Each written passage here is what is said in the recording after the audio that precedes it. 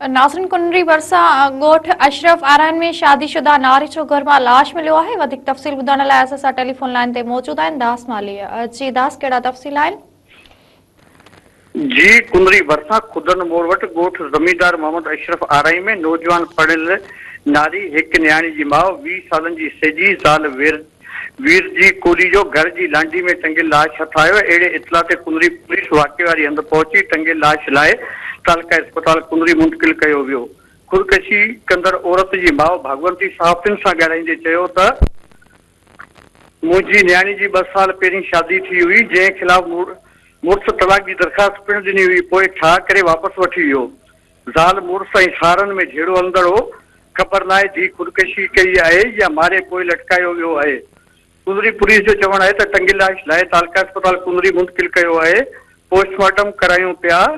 Postmortem खां पोइ हक़ीक़त जी ख़बर पवंदी। वधीक तहक़ीक़ात करे रहिया आहियूं। जी।